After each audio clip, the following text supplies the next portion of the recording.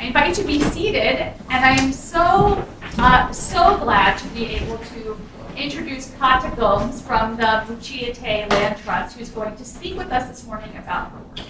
Thank you so much for being here. Thank you. And if you would give, I'm not sure how long I'm supposed to speak, so if you would give me like a 5-minute signal. Oh, sure. Better. Okay. We usually do a sermon for like 10 to maybe 15 minutes, and then. Okay. But what's wonderful about this is that Cata's going to stay after church, Yes. So we have a very lovely coffee hour, and then we'll have more time to talk afterwards. Okay. So if you have burning All right. questions, you can have them then. Worship Chihi, Ekraka, Cata Gomes, Kanak, Rammaytush, Sulinian, Bemiwa, Horshatam Wate Makrua, Wadatak, Suya Kushmak, Mak. And what I just said to you was greetings, good morning, good day. My name is Cata Gomes. I am Rammaytush, Silinian, and Bemiwa. So through my mother's family, I have documented lineage to 3 tribes here in Central California. One of them is Rammaytush of the San Francisco Peninsula. The other is Bemiwa, a little bit inland towards Mount Diablo, or Tuishtak, as we called it for thousands of years. And then also on my great-grandmother's side, Selenium, which is the Santa Lucia range from Big Sur to Morro Bay. So my great-grandmother was born in Cambria, so that would have been in the southern end of her ancestral homeland. My family has been here on the coast for thousands and thousands of years. I'm actually a documented descendant from the village of Tamigtok through the mission in San Francisco. And Tamigtok is along Calera Creek in what is now known as Pacifica. My family survived the mission era, which over 85% of the natives taken into the mission did not survive. It was a form of forced slavery to work for the church, specifically in Pacifica near our village site is the quarry, the limestone quarry, where my ancestors were forced to mine a limestone to build the mission and the Presidio, and also the Sanchez adobe, which is located as an outpost from the mission in the San Pedro Valley, or the village of Turistak. After the missions disintegrated, it was intended that the land be returned to the newly Christianized colonizers of the indigenous people who were there. But because of the change in the government's position, it went from being under Spanish rule to the independence of Mexico. And so during the Mexican rule, the land wasn't returned to the natives as it had been intended. Instead, it was given away in large blocks of ranchos to government officials or friends of the Mexican government. Then also, after statehood, so besides during the Mexican era, we were displaced from our land. A lot of cattle was brought in at that time, which was really very destructive to the natural world here. With the cattle came a lot of feed. Foreign grass seeds came in, and it was very destructive to the natural plants and wildlife that lived here. The cattle replaced our native grazers, which were herds of tulio, antelope, and still we do have some deer, but the other herds were displaced by the cattle. Then came the California statehood and gold rush, and for our people, things got even worse than ever. Because of the lust and greed for the gold, The very first governor of California, Peter Burnett, declared an era of extermination. The quickest way to get to the gold was to kill the people who lived on the land. At that point, it was a state law. Some of the first state laws had to do with creating bounties for paying for indigenous body parts. The state of California would pay for scalps and ears of Native people. At that point, entire villages were being massacred, and the state of California was paying the murderers to reimburse them for the use of their bullets. So again, from the few who had survived the mission era, then again during early statehood, another 80 to 90% of the Native people who had survived didn't survive early statehood. So that's why there's very few Native people here on the coast. And as a survival tactic, what my family did was they took Spanish surnames. Cata, my name, Cata is Spanish for Catherine. So my ancestors took Spanish surnames to pass themselves off as Mexican because it was safer to be considered Mexican than it was to be a native Californian, where it was legal to murder us. So that's why currently there are so few Native Americans here on the coast, especially because we were so exposed. Other more remote areas, like in Northern California, there's a lot more tribal unity still there because they were able to hide and protect themselves from invaders. And fast forward past the early statehood, things continued to get bad here in California. Many people are not aware that there were Indian boarding schools here. So after it was not legal to murder us, then there were the boarding schools, and where children were being forcibly removed from their families at an early age, 4 or 5 years old, and put into Indian boarding schools to disconnect them from their culture. Here in California, there were 2 Indian boarding schools, one in Sonoma County, another one in Riverside County. And so people might say, well, all of this happened so long ago.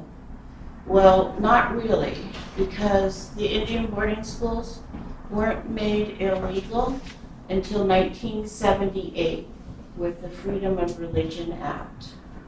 I graduated from high school in 1972. So had my family been openly practicing our culture, I personally could have been forcibly removed from my family and put in a boarding school. I've heard from children of boarding school people who were in the boarding school in Riverside that her mother, every time there was an Indian gathering, she was always looking for these 3 sisters who were from the Washoe tribe near Tahoe that she had been in the boarding school with. And when you're in the boarding school, it wasn't you're just there to learn. You were also worked and had responsibilities for cleaning and cooking and things like that. And so my friend's mother had been part of the kitchen crew to cook for the school. And the 3 sisters were also in the kitchen. And one day the nuns brought the 3 sisters into the kitchen, and my friend's mother witnessed. These 3 sisters only spoke their native language, their Washoe language, and they didn't know how to speak English.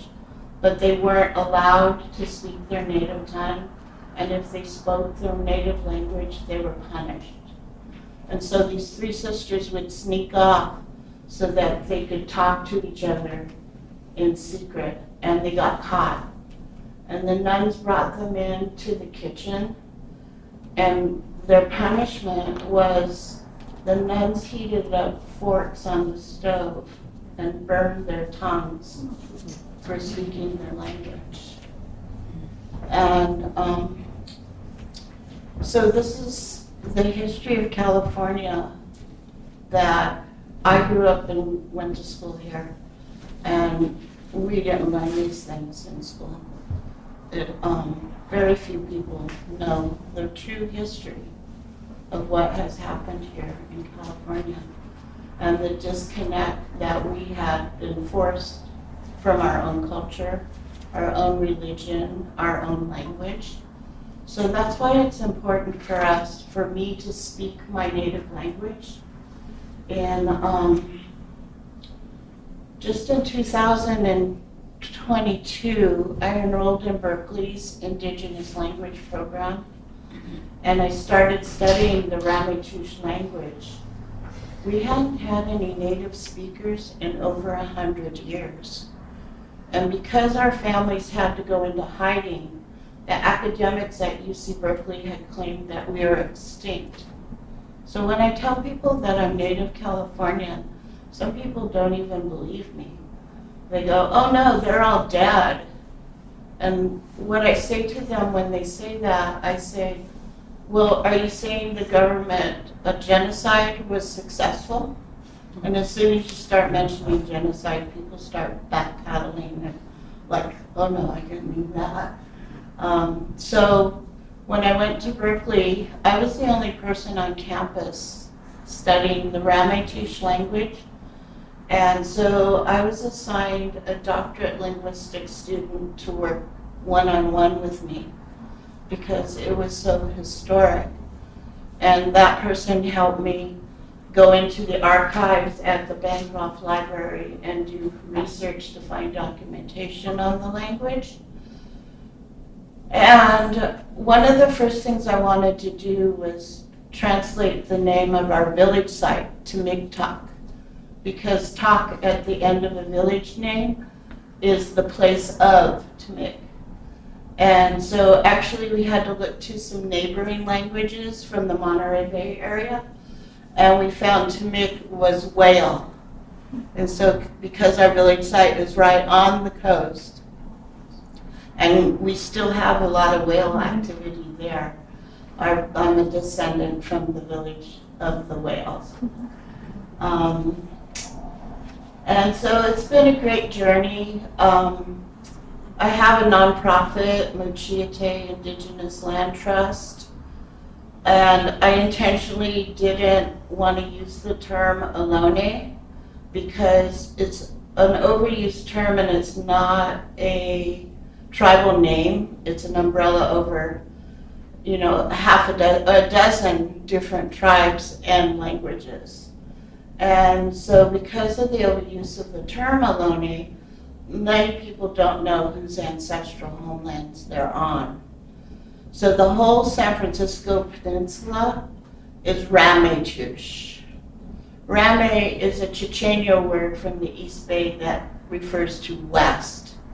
So from the perspective of the East Bay, they would refer to the people on the peninsula as the people of the west. So we're Rammaytush here on the peninsula. The East Bay is the Huchen tribe. South Bay is Tamian. Santa Cruz is a Waswas. Monterey is Rumsen. There's an Esalen Ohlone tribe and Big Sur. And the Amamutsan tribe is from Hollister, San Juan Bautista area. All of these tribes come under the umbrella of Ohlone. So I personally don't use the term because I consider it to be a cultural eraser. And since going to Berkeley and studying the language, Muchia Te has hired 2 linguists from Berkeley to work with us, and we've started our own language school. And we meet weekly in Moss Beach, and we Zoom to relatives that live out of the area. And so we're now starting into our 4th year of studying the language, and we're finding mistakes in the documentation because all of the documentation of the language was done by non-native Spanish speakers. And so there's a real heavy influence of the Spanish language. A few years back, 2023, I was asked by community members in El Granada to suggest an indigenous name for a newly going to be developed park on Burnham Strip across from Surfers Beach. And so I decided to suggest Chiguan, because Chiguan is the tribal band area that would include several village sites in that area, that location. But when we first were studying the language, the spelling was Chiguan, like Juan, like the name, the man's name, Juan on the end. So since we've been correcting it, it would be Chiwan. So there's a heavy, that's one example of the Spanish influence on the language. So we're currently correcting the mistakes. Even our village name had a G in it. There's 9 letters in the alphabet that we currently use in English that aren't found in Rammaytush. So there's no G in our language. So even our village name was spelled wrong. And so we're continuing to do research. We're learning new things. I do a lot of cultural revitalization work. I work with the schools and the historical societies. I advocate for protection from developers of our village site in Pacifica. So everyone on the city council and the planning commission, they know who I am. They know why I'm there. They know what issues I'm going to speak to. And currently, I'm putting in a native plant garden at the Heel Farm in El Granada. We're putting in a native plant garden and talking circle so that groups of school children can come there and get more exposure to our culture, and letting everyone know that we are still here. We're not extinct. And we've been part of this community for thousands of years. And we're really happy to have ever-growing community support for the work that we're doing. So thank you all for your attention and for listening to me today. And I'll be here later if anyone has any questions. I also have some Muchia Te stickers that look like this, but have our website on it. So if you'd like to check out our website, I'll give you a sticker later with our website on it. So thank you so much. Thank you.